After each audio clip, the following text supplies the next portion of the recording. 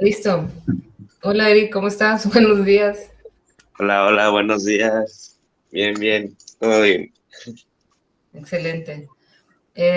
Bueno, primero voy a hacer una introducción un poquito de quién eres o cómo nos conocemos como para llegar a una entrevista. Y también te voy a platicar un poquito de el objetivo de la entrevista. Ok, Este, yo conozco a Eric porque es una persona muy hábil en hacer eventos sociales, culturales, dentro de la Universidad Autónoma de Baja California, específicamente en la Facultad de Humanidades y Ciencias Sociales en Tijuana. A mí me parece un estudiante que ya está difundiendo la cultura o trata de difundir la cultura de la frontera. Ahorita vamos a ahondar sobre eso, pero en general esa es mi percepción y pues que tiene muchas ganas de trabajar en ello, ¿no?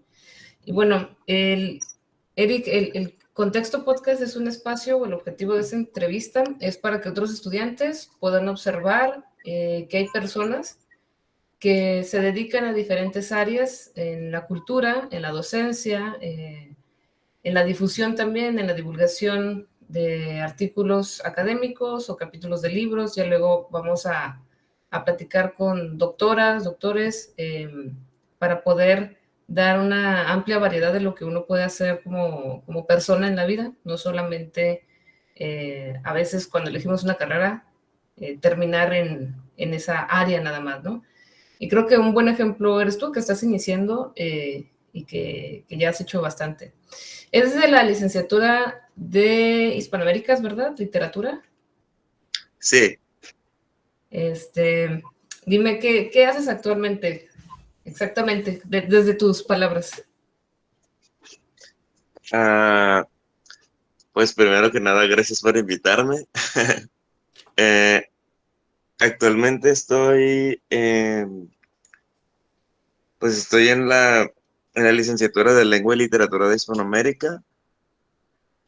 Desde ahí estoy haciendo un par de cosillas, como dijiste, coordinar algunos eventos ya dentro de la facultad, otros afuera. Considero ahorita que lo más interesante o valioso, podría decir, sigo trabajando con Metaletras Editorial, sacando antologías, libros propios de autor. Ahorita está por salir una antología que se llama Desiertos Inmóviles, que es de poesía. Ahí participa Eduardo Hurtado, Roberto Castillo, entre otros autores de aquí de Baja California, que es una antología con temática del desierto. Ok, Eso es como lo más reciente que estoy ahorita trabajando. ok. Una duda que a mí me surge es, ¿cómo conoces a tantas personas, Eric? ¿Qué hiciste? ¿Cómo lo hiciste? No sé, eh, creo que cuando te vas metiendo en el rollo cultural o literario o artístico de la ciudad, una persona te va presentando a otra, asistes a un evento y conoces a alguien más y mientras más activo estás en el medio, creo que las relaciones sociales se van ampliando. Y más allá de eso, creo que he tenido suerte porque supongo que he llegado a la gente correcta que me ha presentado a esa otra gente correcta con la que he podido hacer colaboraciones y pues han salido trabajos junto con toda esta gente. Ok. ¿Quién fue de los primeros eventos o personas a las que conociste? Mm, en la editorial publiqué un libro hace el año pasado que se llamó Recuerdos del Vacío. Ujú. Y justo en este libro yo le hago homenaje a las primeras personas que como que me dieron chance o me abrieron la puerta a este mundo, que fueron Mónica Morales Rocha, Rosina Conde, Carmen Campuzano, Elizabeth Castesus eh, y Ruth Vargas Leiva.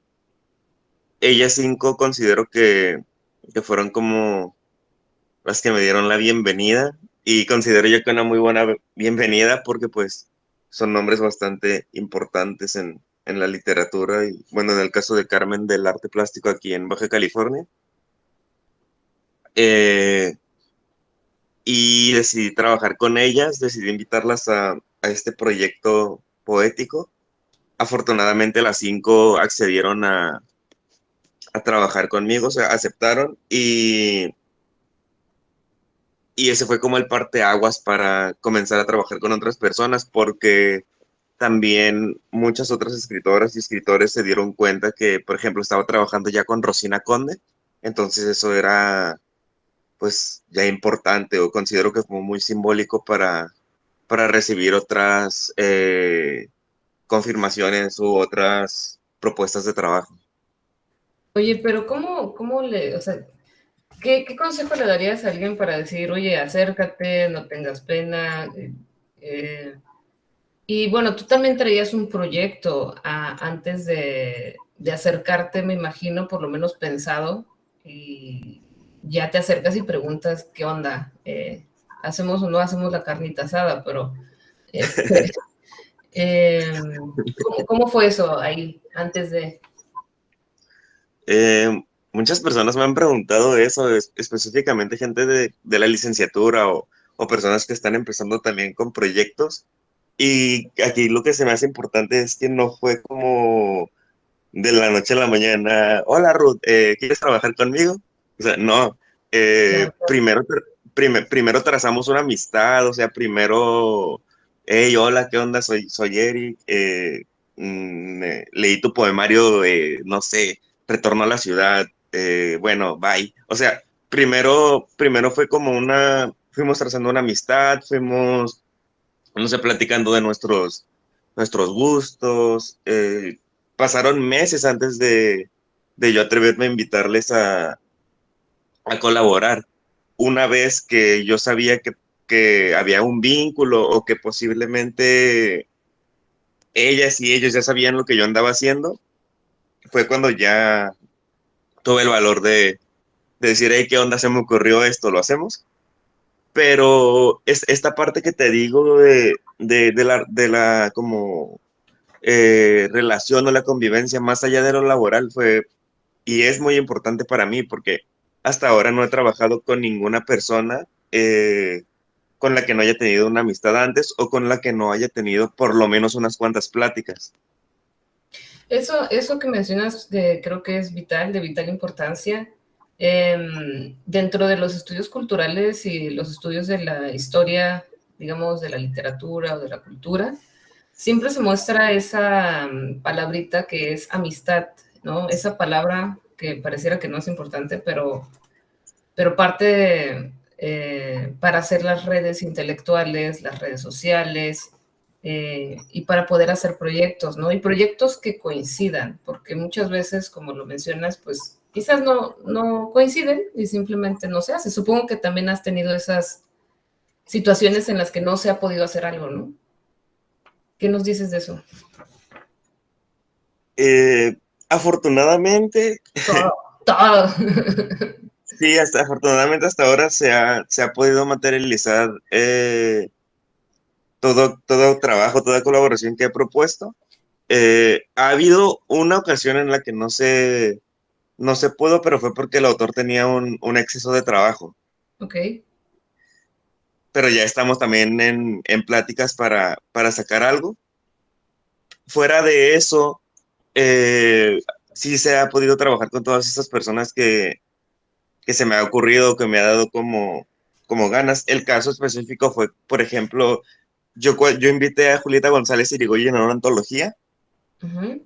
y por la figura de la escritora, por eh, la, no sé, su trayectoria, o sea, tan grande y yo siendo como alguien que va empezando, yo me imaginaba que me iba a decir que no y en automático me dijo que sí. Así que también va a salir pronto algo con ella. Me parece muy bonito que autoras te extiendan la mano y que puedas lograr hacer lo que estás logrando. Creo que es algo muy bonito. Rosina Conde es una persona muy accesible. Entonces, igual que todas las autoras, ¿no? Elizabeth Casaseus, Carmen Campuzano, entre todas las autoras que has comentado, que algunas son más locales, ¿no? Más de la ciudad de Tijuana, Baja California, o bien el caso de Rosina Conde, que anda por todo el mundo, pero que tiene un gran apego hacia la Baja. Algo de lo que me he dado cuenta es que te gusta mucho como esta convivencia o admiras mucho a ciertas mujeres.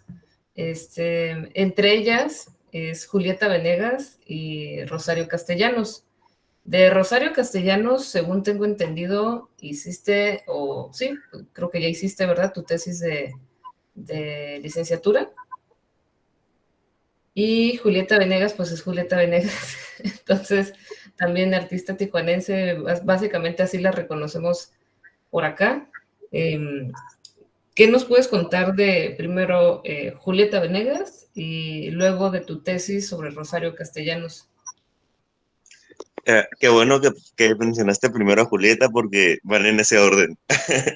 Ah, yo siempre he dicho que Julieta Venegas me abrió como la puerta del arte. Ella para mí es como el vínculo entre la nada y el arte, porque fue mi primer conexión con este mundo y curiosamente, pues ella es de por acá. Eh, yo tenía como unos 7 años, creo, cuando me llevó mi mamá a un concierto de Julieta Venegas, pero para que me llevara a este concierto, yo ya la conocía. Recuerdo que antes pasaban muchos esos programas de Top Ten o como cosas así en la tele que ponían como los 10 videos más, como lo más sonado. Uh -huh. eh, y en TV Azteca y así. Y yo una vez vi una colaboración de Julieta Venegas con Miranda, la canción se llama Perfecta. Y me llamó la atención la voz de ella. Entonces le pregunté a mi mamá que quién era y así, y creo que ella tampoco sabía, pero investigó. Y me dijo, se llama Julieta Venegas. Y como al mes, me entero que Julieta va a estar en Tijuana. Entonces, pues le rogué a mis papás para que me llevaran, accedieron. Y ahí como que se marca un antes y un después, porque voy al concierto, y aparte es en el Foro Hayalay, que es como otro recinto importante acá en Tijuana para la cultura. En aquel entonces los boletos de los conciertos todavía se vendían únicamente en dólar, hace como 18 años. Fue todo un evento porque más allá de Julieta, más allá del concierto, era como que toda la experiencia, toda la cultura, todo el ritual de ir a un concierto en aquel entonces. Sí. Y pues me marcó. Pasaron los años, yo seguí yendo a conciertos de Julieta, cada vez me iba marcando. Cuando me preguntan por qué me gusta tanto, no sé exactamente qué decir, creo que es la suma de todo. La forma en la que inició su carrera, la forma en que destacó, el hecho de que sea norteña, no sé, es un todo lo que me gusta de ella, y pues he tenido la fortuna de conocerla, de platicar un par de veces con ella, de resolver mi... O sea, Sí, sí, entonces sí. básicamente es que te sientes muy identificado con ella, eh, pues sí, por todo lo que representa ya más allá del artista que canta y que tiene esa voz, ¿no? Digo, yo fui muy fan de Miranda y también me encantó esa canción de colaboración con Julieta Venegas. Pero entonces, ¿cómo la conociste? ¿Cómo pudiste platicar con ella? ¿Firma de autógrafos? ¿O alguna vez vino, creo que al Secut, pero no sé? Como te dije hace rato que siento que cuando conoces a las personas correctas, estas personas te vinculan con otras personas correctas. Y así me pasó con Julieta. He tenido la fortuna de tener muchos amigos en el medio cultural, o sea, más allá de la literatura, Ok. que algunos de ellos la han traído a Tijuana, otros que son familia, otros que son amigos, y de alguna u otra manera eh, la han vinculado, porque pues saben que soy fan, la han vinculado a mi vida. Una vez la entrevisté también para un periódico. eh, y, y pues la he visto también en persona. Tuve la fortuna también de ser amigo de Guillermo Sánchez, que le decían Memos. Sí. Eh, y él también me presentó a muchos artistas, ahorita que mencionas a Miranda, también a ellos. Ah, qué bonito. Y tengo un boleto firmado por los dos, te lo voy a dar. Y, Descuida.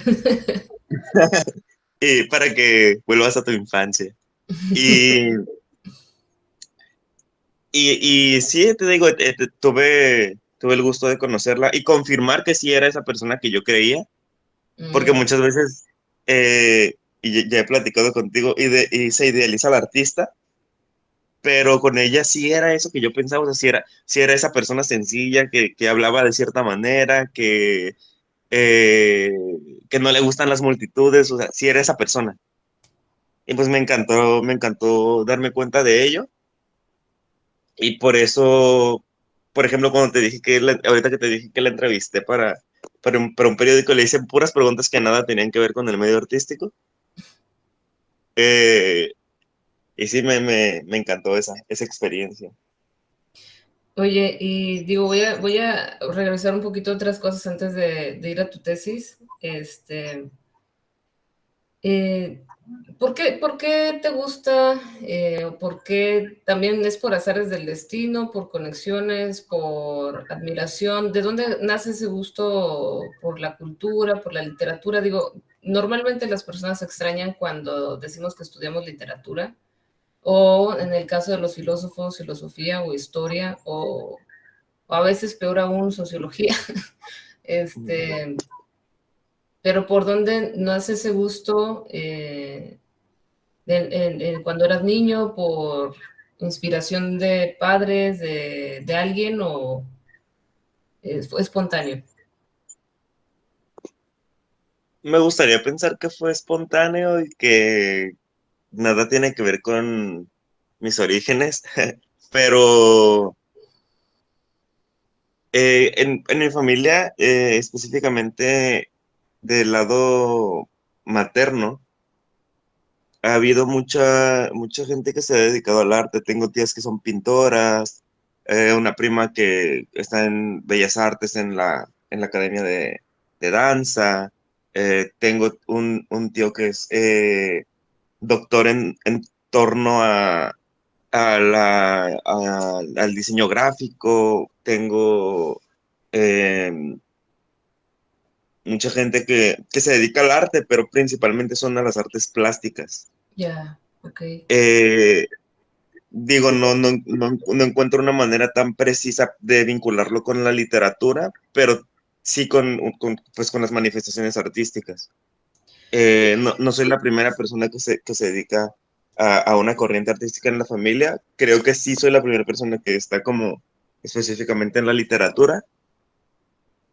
Más allá de eso, no veo otro vínculo, pero pues sí es algo relevante. Está como esta chispa creativa en miembros de la familia. Y por ejemplo, del lado paterno es como todo un poquito más técnico. Hay como ingenieros o gente que se dedica a las ciencias exactas, pero es como el presidente, eh, esta parte de la familia materna que es mucha la gente que se dedica al arte. Hay mariachis, hay gente que canta, eh, es como ya toda una tradición el arte. Ya nadie se sorprende cuando alguien se va a dedicar Mm, al arte.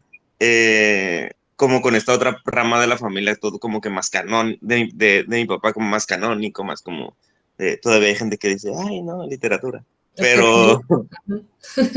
eh, y pues la literatura creo que también fue un gusto adquirido, porque recuerdo yo andar en los como centros comerciales con mis papás y veía una librería y no sé, me metía, me compraban un libro.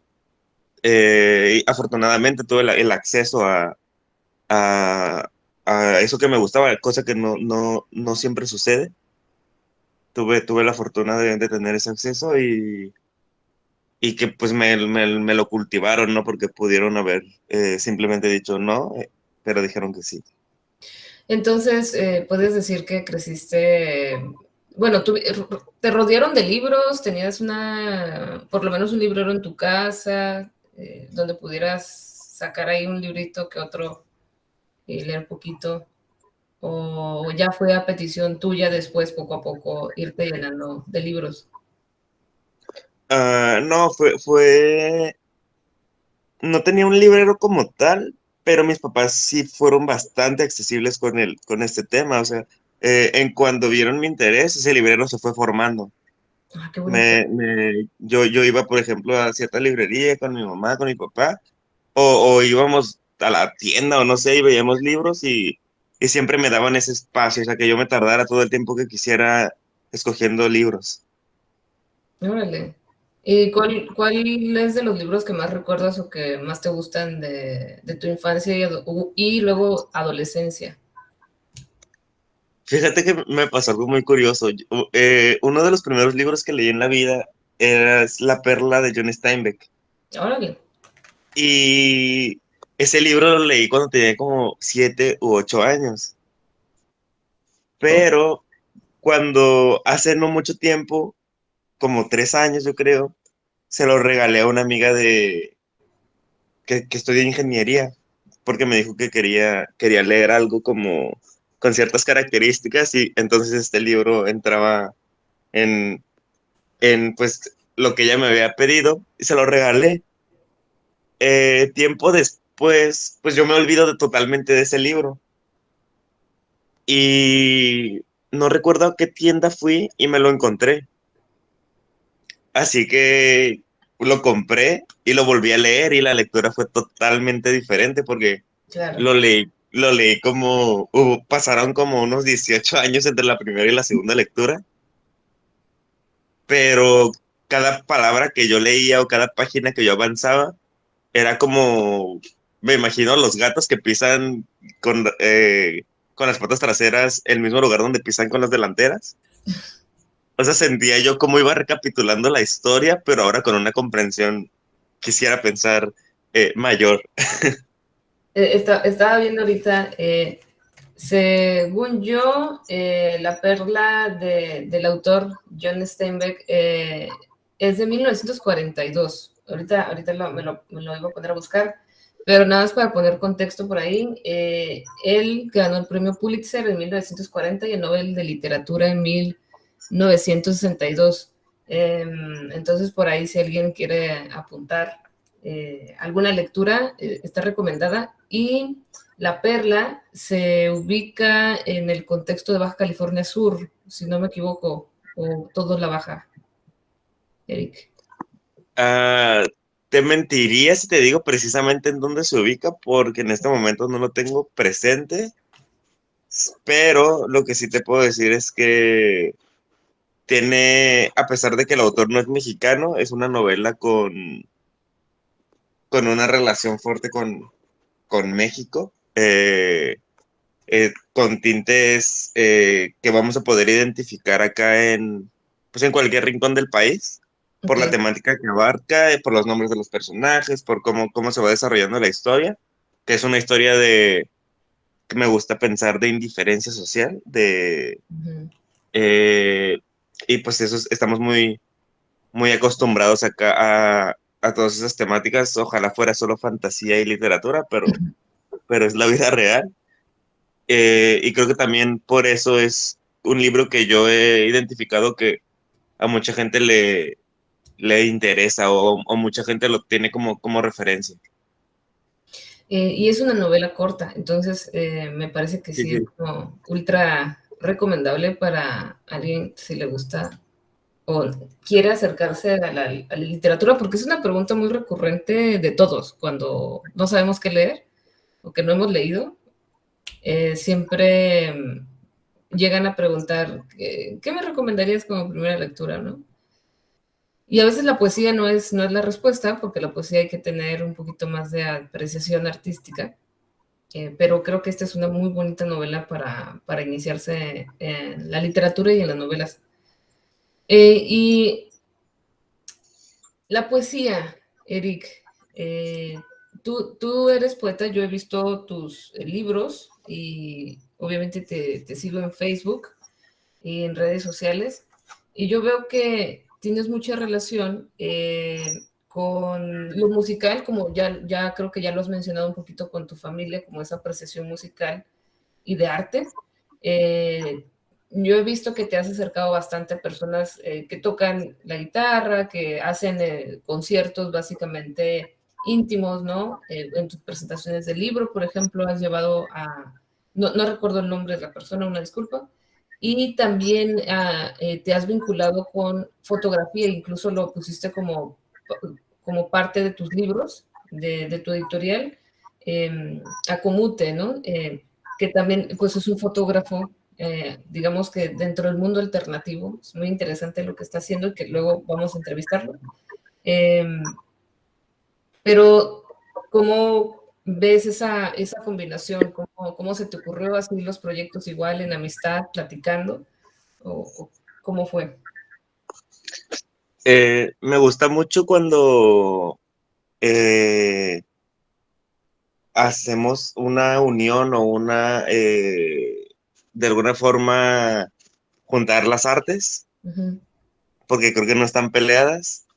Eh, Mi amigo, mi tercer libro se llamó Guitarras, y a Sí, partir de ese libro hice un performance en el que invito a un amigo que canta y toca y compone sus canciones, se llama Daniel Cibrián.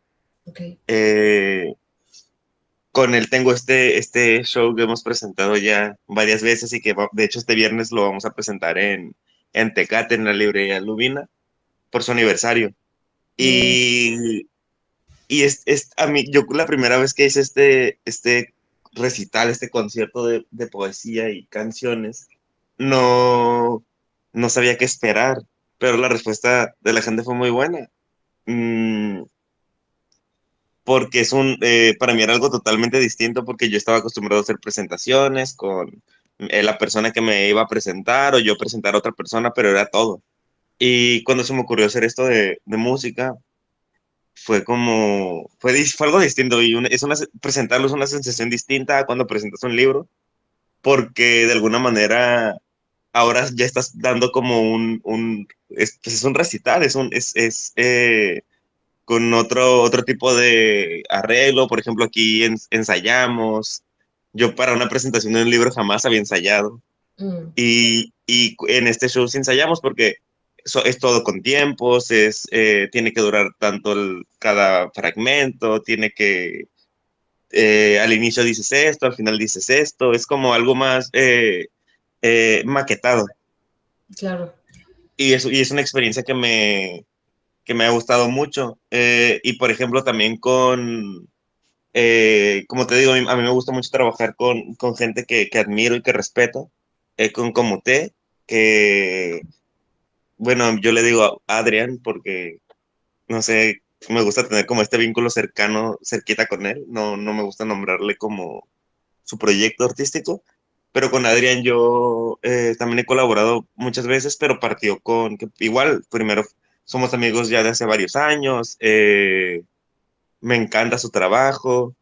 De hecho, ahorita justo enfrente de mí tengo obra de él, tengo un cuadro suyo, y de un hombre como de espaldas contra la playa. Y, y también con él, de hecho, justo hablando de Recuerdos del Vacío, él participa con una portada y una contraportada para la que fue la tercera edición de este libro.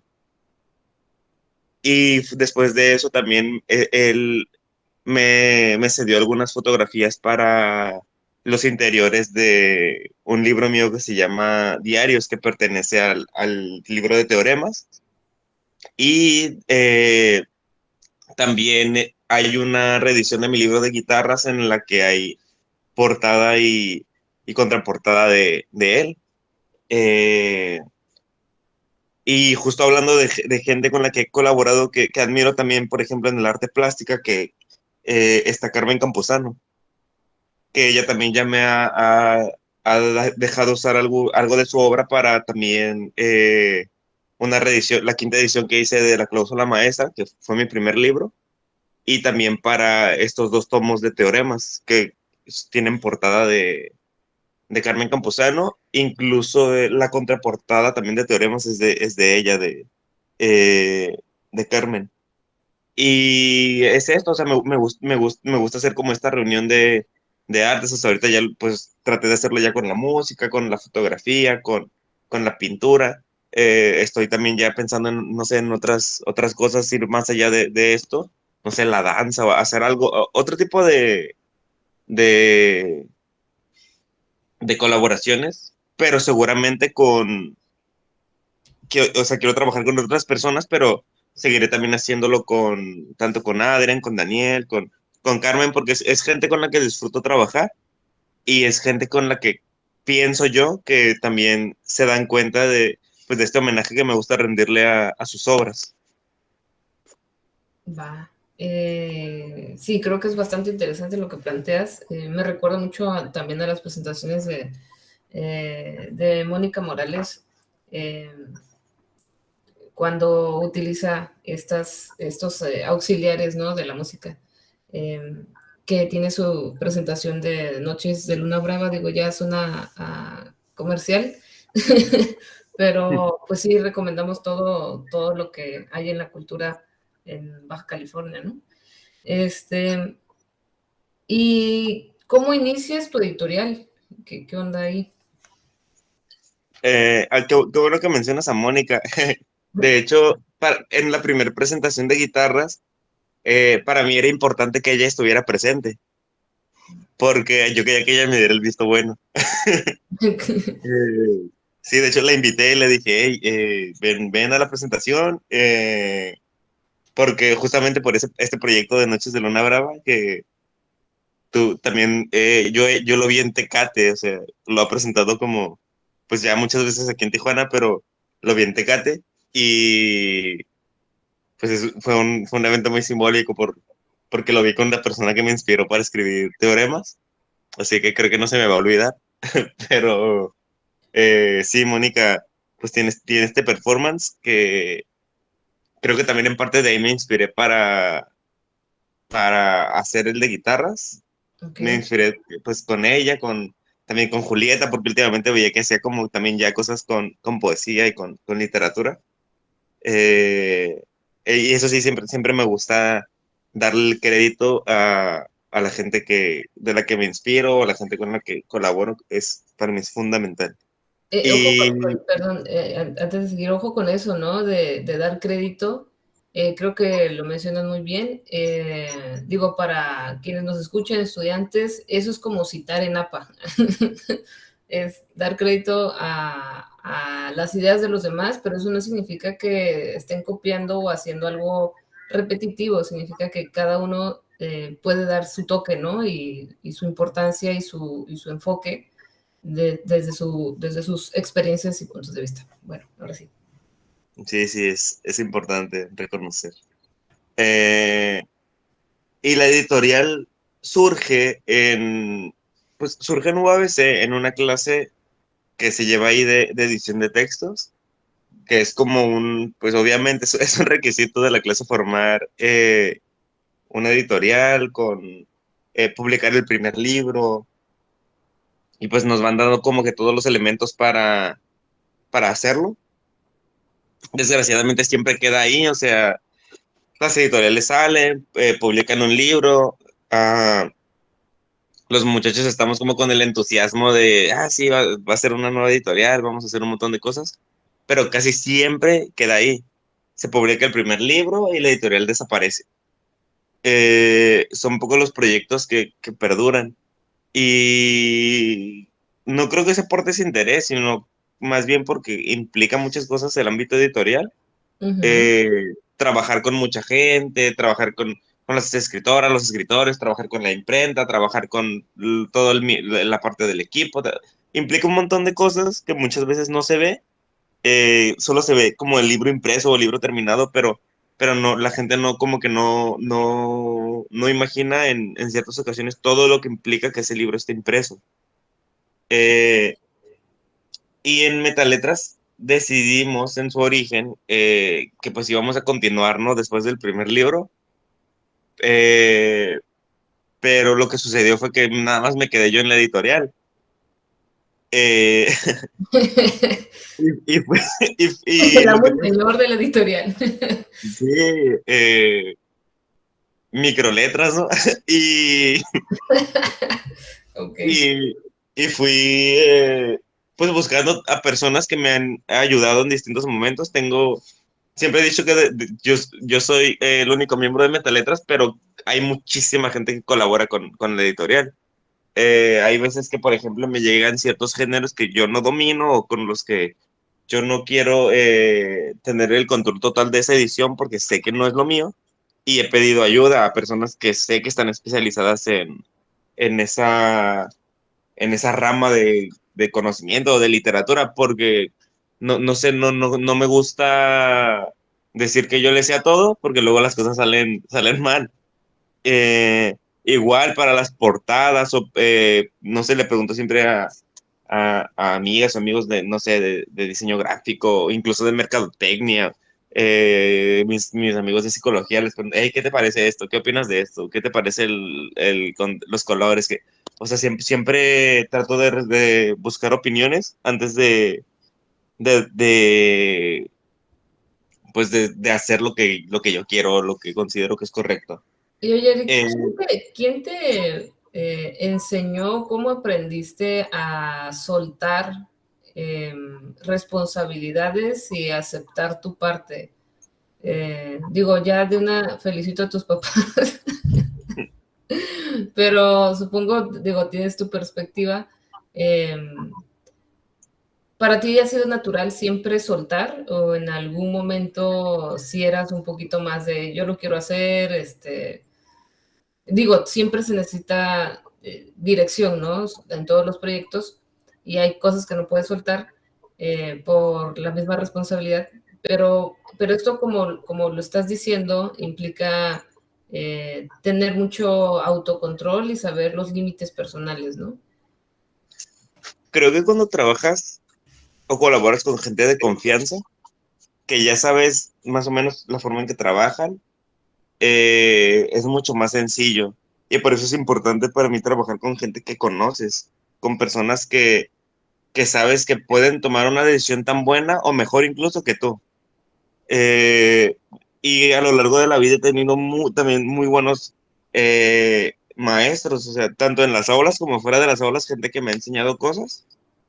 Y creo que también a eso le debo parte de pues lo que es la forma en la que me desarrollo. Por ejemplo, ya en mi rama universitaria, tuve a la maestra Araceli Álvarez, que más allá de lo que pudo ella enseñarme en el salón, que fue mucho, me enseñó como, y me sigue enseñando porque pues somos amigos, o formas como de ver la vida, de desprenderse de lo material, eh, de no culpar a la gente cuando algo sale mal. Considero que ella para mí ha sido una buena maestra de vida. Y he tenido otros en la preparatoria y, y ha habido gente que me ha enseñado más allá de lo que dicta la carta descriptiva de una materia o de una clase. Así que para mí pues esto también ha sido fundamental. ah, Aprender de otros y aplicarlo tal vez en mis proyectos o en mi toma de decisiones. Ay, qué bonito que hayas tenido esa fortuna y te hayas podido cruzar con tantas personas. ¿Crees que la literatura ayuda a abrirte mentalmente? Mm, Creo que cualquier arte o cualquier disciplina ayuda a abrirte mentalmente, es cuestión de que tú elijas y tal vez de saber desenvolverte en ello, porque de igual forma la literatura puede cerrarte todavía más si no tienes como una meta o si no tienes como claro qué es lo que quieres o qué es lo que buscas o cómo lo vas a proyectar. Pero sí, creo que cualquier rama del arte puede abrir y cerrar.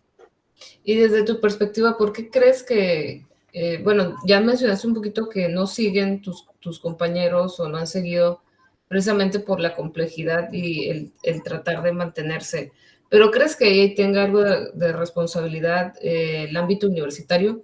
Contexto lo digo porque a veces en ciertos youtubers, ciertas personas llegan a mencionar que la universidad no sirve, ¿no? O que es insuficiente.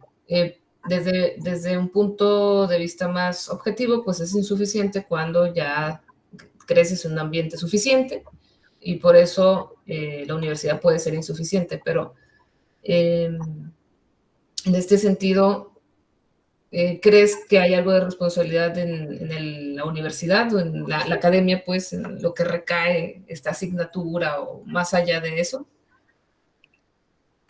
Yo creo que la universidad es importante, pero creo que no lo es todo. En mi caso, te digo, la mayoría de lo que he aprendido ha sido directamente con escritores y escritores, pero fuera de las aulas. No tanto como la parte académica, técnica de las letras. He aprendido mucho ahí adentro, pero creo que el golpe fuerte ha sido fuera de las aulas. Y, por ejemplo, en el caso de la edición, la licenciatura dura 4 años y solamente se lleva una materia en torno a esto. Así que creo que sí, si hay una responsabilidad, si hay una, mm, no sé si desatención por parte de las academias, específicamente ahorita de la licenciatura en lengua y literatura de la UABC, porque, por ejemplo, se da un marco amplio para específicamente la literatura y específicamente la lengua. Y en la edición se lleva una materia que hasta hace muy poco tiempo era optativa, ahorita me parece que ya es obligatoria, pero es eso, solamente una materia. Tal vez para aquellas personas que quieran especializarse, no existe la opción. A menos que tú de manera externa compres libros de edición, te pongas a leerlos, o vas a la biblioteca y lees el material que hay disponible, pero creo que tal vez sí hace falta un poco esta parte de incentivar el gusto por la edición, más allá de la lengua y la literatura, porque también es una fuente en la cual los alumnos podrían generar ingresos, o sea, más allá de verlo de la parte bonita de las letras y el apoyo a los nuevos escritores o todo ello, también es un medio en el cual puede haber una oferta de trabajo, pero no se está, siento yo que no se está explotando o no se está aprovechando del todo. Igual entiendo que posiblemente todo lo aprendido en la academia lo puedes tú aplicar en la edición de textos. Sin embargo, tal vez haga falta algo más por ahí para especializarse en ello. Que eso es parte de revalorizar el arte en general, ¿no? Artes plásticas, artes musicales, la literatura, etcétera. Y entonces ahí podremos tal vez pensar en que para que la literatura se pueda difundir necesitamos tener amigos y necesitamos ampliar nuestras redes y tal vez motivar a nuestros alrededores, a nuestro contexto en general, ¿no? A que consuman cultura y crear un poquito de más espacios. No voy a, yo sé que ahorita trabajas en un lugar específico que se llama el Grafógrafo, les recomiendo mucho ir al Grafógrafo, tomarse un cafecito y leer libros y comprar alguno, por favor. Ahí por el centro se necesita mucho apoyo a las librerías locales, en el centro de Tijuana. ¿Te gusta trabajar en la librería de forma muy específica, rápida? Sí, me gusta mucho colaborar ahí. Hemos hecho ya también me gusta porque ahí podemos también tener el espacio para hacer presentaciones de autores que posiblemente en las instituciones no les dan espacio o por cuestión de agenda o de lo que sea no pueden presentarse. Nosotros hacemos como que este trabajo de difusión también de la literatura, o sea, más allá de vender un libro, más allá de hacer lo que normalmente hace una librería. hay como que también este espacio para hacer presentaciones, este espacio objetivo para dar la voz a quien la requiere. Eso me gusta mucho. Oh, qué bien. Bueno, y ahora sí para cerrar un poco esta entrevista, digo, podemos hablar de muchas cosas, hemos hablado de algunas otras muy interesantes ya en persona. Platícanos un poco de Rosario Castellanos, y digo, igual para dar un contexto general, Rosario Castellanos es del siglo XX, de los 1920, 25, si no me equivoco, su fecha de nacimiento, 1925. Chiapaneca, dirían, ¿no? Es una autora muy inspirada en Gabriela Mistral. Básicamente una de sus críticas hacia Rosario, una crítica positiva, es que digamos que se le puede considerar feminista dentro de algunos críticos literarios, o de las primeras feministas sin haber leído a Simone de Beauvoir, porque entabla una conversación sobre que el hombre es igual a cultura y la mujer igual a maternidad, y hay una discusión muy interesante sobre eh, cómo la mujer es mujer, qué significa ser mujer, y hay una pregunta muy específica de Rosario en el libro de cultura femenina, que es su tesis también de licenciatura, y pregunta, ¿hay un modelo de pensar específico de las mujeres? Y esa va a ser parte de su carrera, ¿no? ¿Tú qué haces en tu tesis y cómo nace el amor a Rosario Castellanos? Porque sé que estás súper enamorado de ella, aunque no te pueda contestar, pero tú estás muy enamorado de Rosario y tienes una gran admiración, obviamente, pero cuéntanos esa historia romántica literaria. Ah, sí, para mí, yo siempre he dicho que hay tres escritores que me han marcado la vida y son Roald Dahl, José Saramago y Rosario Castellanos. Eh, Rosario Castellanos es mi escritora favorita en todo el universo literario. Para mí fue la persona que me marcó y como que me mostró las posibilidades de la literatura. Ah, ya tengo un buen rato leyéndola, creo que, no estoy seguro, pero creo que he leído toda su obra.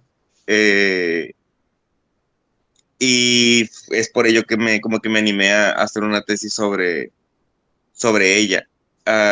Llegué a un punto de la carrera en el que ya teníamos que escoger un tema de tesis y yo sabía que quería hacerla sobre Rosario Castellanos, pero no sabía de qué tema o en torno a qué.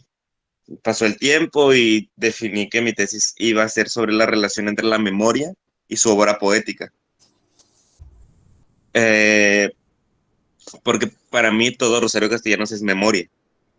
Su Okay. novela, su ensayo, su tesis sobre cultura femenina, todo lo que Rosario Castellanos hizo era una acumulación de memoria, una suma de memorias que creo que es más palpable en su poesía, pero la narrativa y el ensayo también está presente, está ahí si lo leemos.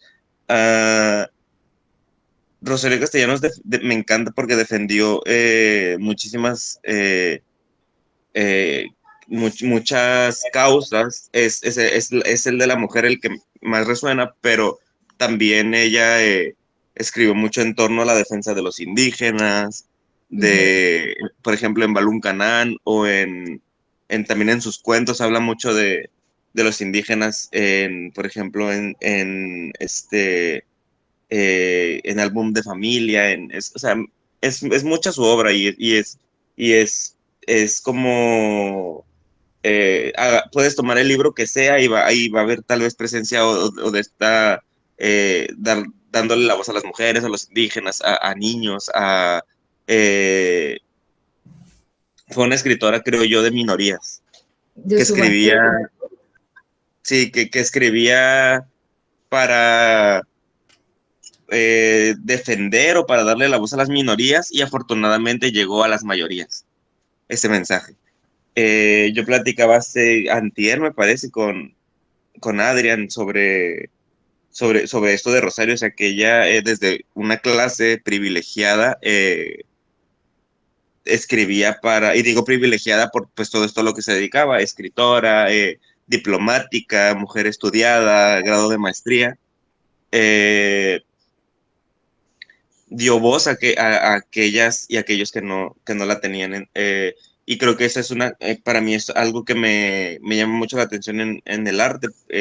Por ejemplo, José Saramago también escribió sobre la desigualdad social, lo vinculó también con la iglesia, ah, y para mí esto es fundamental. O sea, más allá de que yo encuentro una relación muy fuerte o la forma en la que me inspira la poesía de Rosario, es como, yo leo su poesía y me siento identificado, pero más allá de esta parte no objetiva, encuentro la parte objetiva del valor de su obra, que pues radica en esto, en una búsqueda o en un constante deseo por reconocer a aquellos que no tienen voz.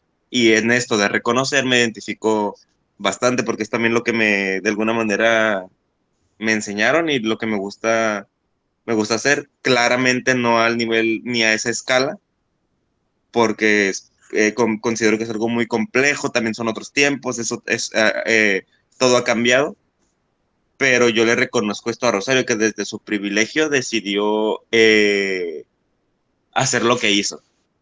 Claro. Y para mí eso es muy importante por la época, por todo lo que sucedió. Y por ejemplo, mencionas que ella era lectora, seguía a Gabriela Mistral. Sin embargo, creo que Rosario Castellanos revolucionó la forma de escribir poesía. Sí. Comenzó a escribir poesía autobiográfica, comenzó a decirle al mundo cómo me siento, comenzó a decirle al mundo, hoy se me olvidó tomarme el Valium 10 hoy, y me siento mal. O sea, hizo algo distinto y eso lo considero muy, muy valioso.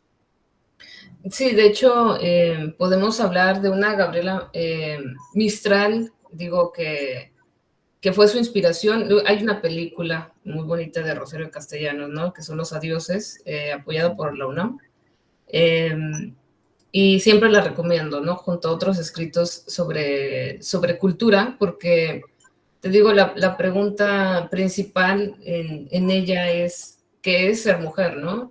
Pero también, como lo mencionas, es hablar de los subalternos y en una época donde giraba la teoría, una teoría más interculturalista, y ella es una mujer estudiada, ella entiende esas teorías, por ejemplo, de la historia de las ideas, de la historia cultural, se nota, ¿no? Y es muy bonito el comprender que su obra no solo gira en torno a la pregunta de qué es ser mujer, sino qué significa ser mujer dentro de ciertos espacios marginados, subalternos, pues, a la periferia, en el indigenismo mexicano, que no es reconocido, teniendo el contexto de que es chiapaneca, ¿no? Es sumamente importante su aportación, justo como lo dices, me parece que es una tesis muy interesante, habría que ya leerte, que luego nos cuentes específicamente toda tu tesis, ya que la presentes. ¿Aún no lo has presentado? No, ahorita todavía estoy dándole detalles. De hecho, ahorita voy caminando a mi librero porque hay una tesis que habla déjame te digo cómo se llama, aquí está, y también me ha estado sirviendo mucho para referenciar ciertas cosas. Es una tesis de María Estela Franco que se llama Otro modo de ser humano y libre, semblanza psicoanalítica de Rosario Castellanos. Este libro, bueno, esta tesis ya en formato de libro, habla hace un análisis psicoanalítico de la obra de Rosario Castellanos, pero más allá de su obra lo vincula a su vida. Ok. Uh-huh. Para esto ya hay estudios psicológicos y otras cuestiones que yo no, al no ser psicólogo no puedo dominar, pero y que no, de lo cual no me atrevería a escribir, claro, sin asesoría, pero este libro a mí me ha gustado mucho. Y también la autora, me gusta el título que le dio, porque pues es un verso de Rosario Castellanos, Otro modo de ser humano y libre, porque habla de, aquí en este poema yo siento que Rosario no habla específicamente de la mujer, sino es una época de Rosario en la que habla del ser y del humano. También por eso muchos críticos han pensado que ella tenía como otro tipo de mira más allá de la feminista, porque hubo una época de su vida en la que como que no habló tanto de la mujer, sino que comenzó a hablar como que del ser, comenzó a hablar del humano, comenzó a hablar como pero sin dejar esta temática en defensa o de difusión de las mujeres, como que yo siempre he creído que Rosario hizo un montón de cosas al mismo tiempo. Sí, claro, lo es, lo es y va a seguir siendo dentro de su obra literaria y lo fue. Y bueno, sobre el feminismo me parece transicional esas críticas. Creo que todo autor quiere trascender del cuerpo, pero habría que estudiar esa parte de la trascendencia de si trasciende o no la idea corporal, que sería muy interesante también esa parte de análisis. Y todo lo que mencionas es como de esas mesas de debate que todo el mundo se pelearía de, no, sí es feminista, no es el ser, pero ¿qué es la esencia, no? Porque Sí, ella filósofa hasta su último suspiro, ¿no? sí, sí. Entonces, pues muchas gracias, Eric. No te voy a quitar más el tiempo, ya nos echamos la horita. Es muy interesante, la verdad de Rosario yo también me pondría a debatir porque yo también soy muy fan de Rosario, tengo mis perspectivas, pero creo que este es el punto de ir haciendo acuerdos y de ver las otras perspectivas que otros escritores, que otros literatos tienen sobre las obras, ¿no? Eso es lo que hace rico la discusión y todo en una mesa de respeto, ¿no? Sí, sí, Muchas sí. gracias, Eric. Es muy interesante todo lo que estás haciendo. Te deseo siempre que hagas todo lo que quieras, lo que te apasione, con mucho respeto y tolerancia hacia todos. Eh, y pues nada, ojalá luego hagamos otro podcast específicamente de Rosario y a ver si invitamos a alguien más que tú consideres o que yo considere y hacemos algo interesante por ahí. Sí, sí, sí, siempre es bueno hablar de Rosario. Además, ayer fue el aniversario de su natalicio. Sí. Ay, no. Muchas gracias, Eric. Nos vemos y gracias a los que estuvieron escuchando. No, gracias a ti y saludos y ya quiero también escuchar la entrevista con Adrián. Sale, nos vemos. Sale, bye bye.